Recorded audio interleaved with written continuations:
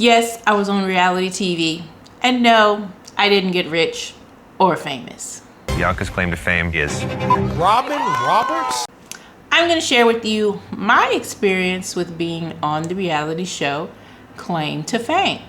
Welcome or welcome back if you're a returning visitor to my channel. My name is Bianca. Nice to meet you. So first up, getting cast. So how did I get cast? A little bit about the show Claim to Fame if you've never heard of it. The premise is basically you put a bunch of people in a house, they're all related to a celebrity, and it's like they play the game of Clue, so to speak, so that they can figure out who this person is related to. So who is their celebrity relative? Now in 2023, my auntie, who happens to be famous, was getting married. Somebody sent me a DM on Instagram, and the first thing I thought was, this is fake, this is a scam, whatever. But they sent me their phone number. And then, if I remember correctly, I also got a message on LinkedIn. I'm a regular everyday person, so I have a 9-to-5 job. I have a LinkedIn profile, so employers potentially can find me. And so when I got the message on LinkedIn, I was like, maybe I should really look at this for real. So I picked up the phone, I called the person, and they explained it to me over the phone. And I was like, oh, this is like for real, this is legit. I believe the reason why anyone even found me to begin with is on this channel, I have been sharing like how real estate agents need to use social media to get real estate leads. And that has always been like my jam, my number one thing.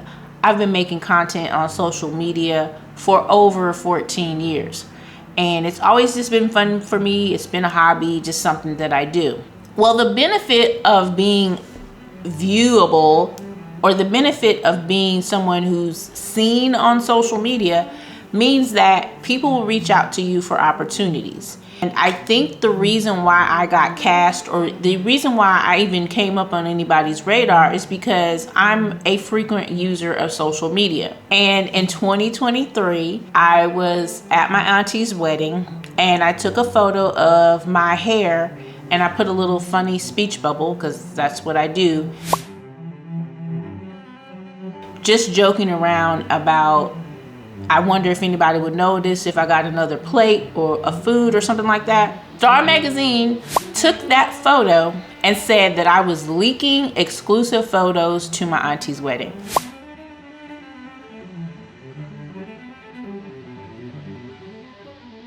When I tell you, I almost shit on myself, because I don't even remember how my boyfriend at the time found that clip or found that thing online.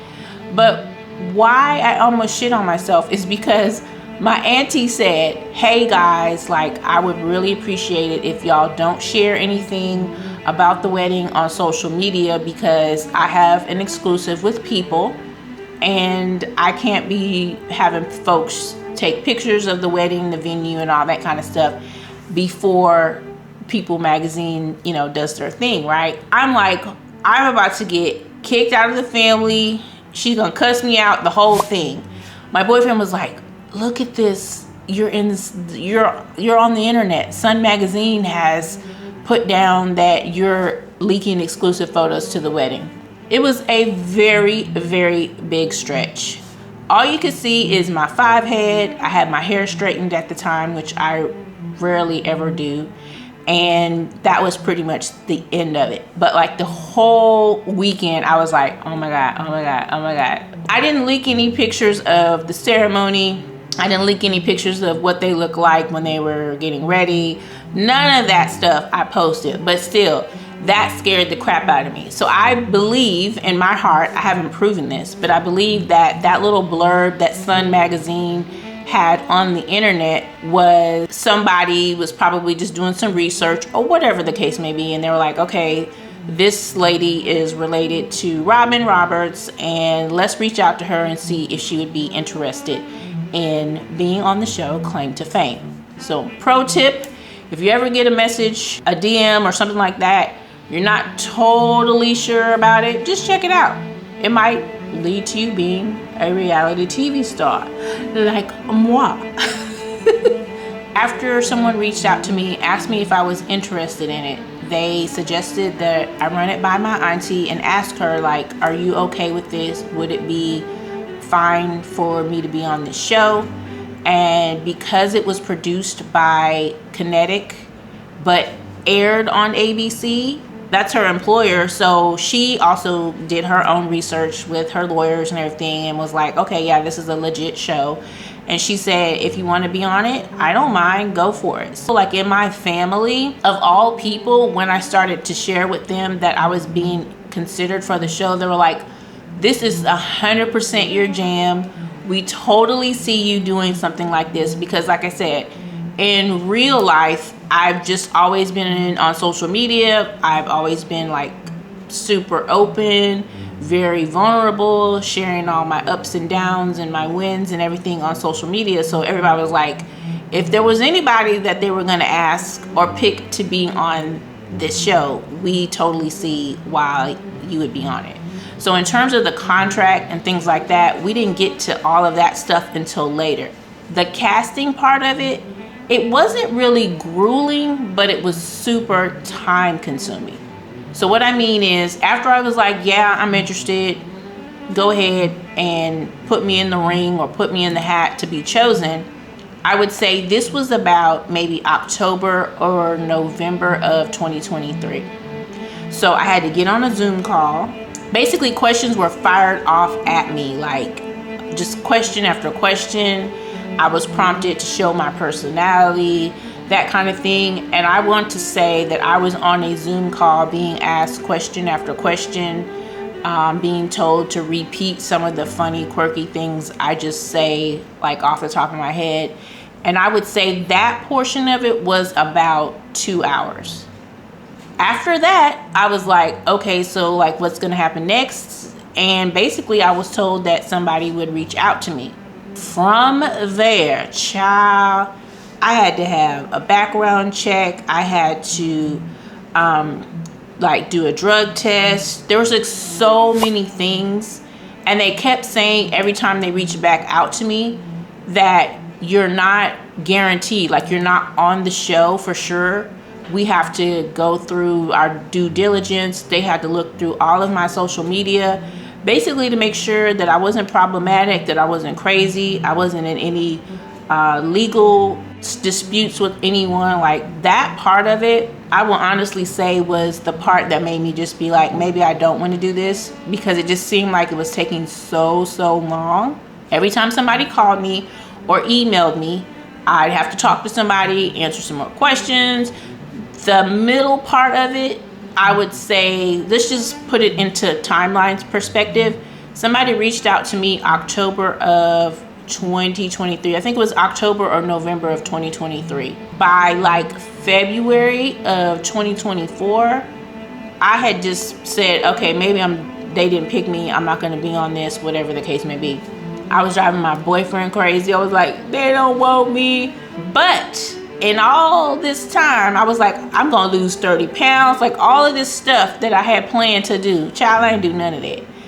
And my boyfriend kept saying, well, they wouldn't be asking you all these questions if you weren't like seriously being considered for the show. And in my mind, I'm thinking what they were doing was basically like the producers were telling me that they were trying to pick who was going to be on the show. And I feel like the way it was described to me is kind of like a producer has a couple of people that they say, I want these people to be on the show.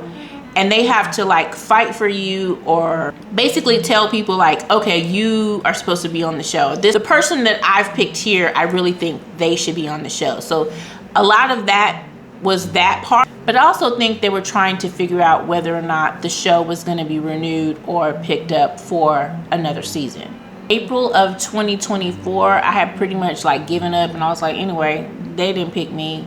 Let me move on with my life.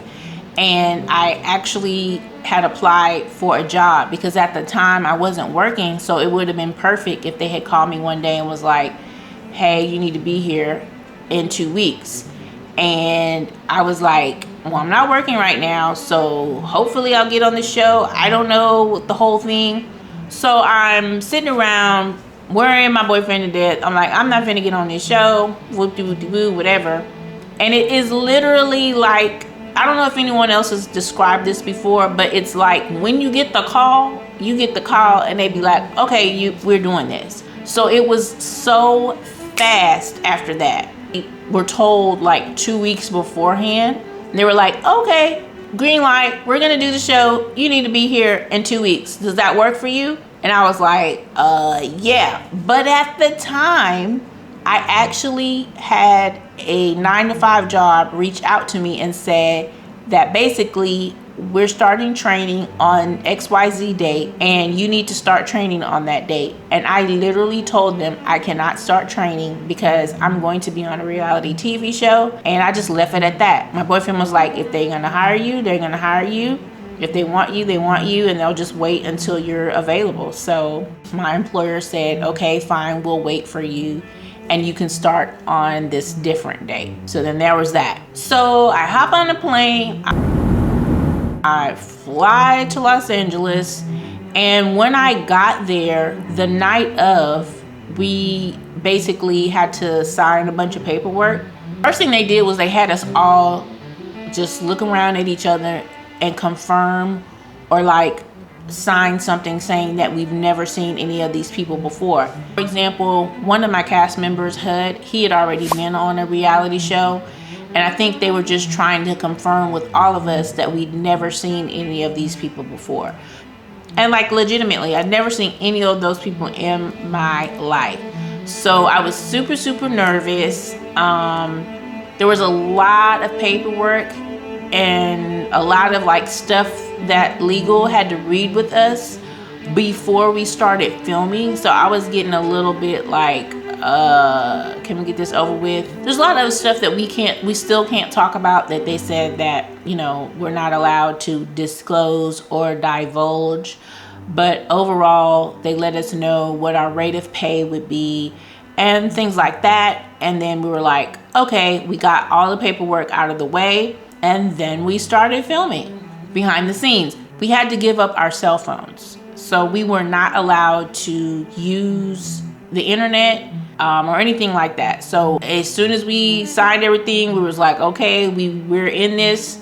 They collected all of our phones and they were like, okay, here we go. Mother's Day happened to come up around the time that we were doing filming. And I literally had to have somebody come to my room, let me use my phone so I could call my kids and they could say happy Mother's Day to me, and I called like my grandma and all that kind of stuff. And then they took my phone back, and again we were without internet because the whole purpose of the show is that you're not allowed to look at the internet or look stuff up, because obviously if you could do that, then you could figure out who everybody on the cast was pretty quickly. Also, the location or the mansion that we were in, it was really, really pretty. First day I fell. I had like 5 or 6 inch heels on. I ended up cracking my nail in half. It was bleeding. Medics had to come and get me, all of this stuff. So on like day 1 filming, there's a lot of interaction that I didn't get to have. I didn't get to be a part of because I was being tended to because of my broken nail. Yes, I fell like a goofball, busting my ass. I'm glad they didn't have that on camera. Like behind the scenes, they basically kept telling us that we talk too much, because we definitely did. And they have to say ice. Like every time they tell us to put it on ice, we weren't supposed to talk, because they wanted to be able to film our genuine reactions and like the funny conversations that we were having with each other. Some of the cool other behind the scenes stuff I could tell you is like the alcohol wasn't real. Even like the ice cubes and stuff like that, all that was fake. So it was cool. Like the first day of filming, they had us all in separate cars, so we couldn't see each other. So it was genuinely like we're seeing these people for the first time. And yeah, so the behind the scenes stuff, the handlers and all those people were really, really nice. There's one guy named Aaron. I freaking love Aaron. He's like so professional. He was just so sweet. But there was a lot of waiting, standing around, that kind of thing. I mean, it was long days. I think on the talent show day, we were out there till like maybe 2 or 3 in the morning, and it was super, super cold. I'm from Texas. I had no idea in May it was going to be that cold. They had these little warming things that we could break, and then they would turn into heat. We had those in our pockets, and some of us put them in our shoes or something like that. I think it was cold out there. And the talent show night, I feel like nobody was really like feeling it. Like we was ready to wrap this thing up. But yeah, it was an experience. So, but the talent show night was cold. We also had Adam, who ended up hurting himself really bad, and there was stitches involved, the whole thing. So behind the scenes, it's a lot of waiting, a lot of standing around. When Adam busted his head open, it was like, oh my God, it was super shocking. He had to go to the emergency room, and we just all stood around and waited until he came back. Yeah, that was an experience. How it feels seeing yourself on TV. I know for my experience, it was super, super nerve-wracking. I was the first person that was eliminated on the show. So I was wondering like how the whole thing was gonna be edited, like what was gonna come across. And so it was super nerve-wracking. I did not have a watch party where like all my family came over. I believe, if I remember at the time, my family watched it like wherever they were respectively, at least my Houston family anyway, and I watched it from home by myself. And I was not allowed beforehand to like tell people the results of the show. So like when I came home, everybody's like asking me, did you win? How far did you get? That kind of thing. They told us that we couldn't say any of that stuff. So it was just nerve-wracking. I can say positively the show affected my confidence, because before I went to the show, I was considering what I would do for the talent portion of the show. And in previous years, the talent section, people would get on, they would do one thing, they would get the feedback from the audience, and that would determine who would go on to the next round. Well, this particular season with ours, they were like, oh, let's throw some stuff in the monkey wrench. Let's let each other, like the cast members, vote on who goes on to the next round. They gave us like some stuff that we could pick out of to do for our talent, but I came there with a singular focus. I was like, I'm going to do a comedy bit. And none of that aired on TV.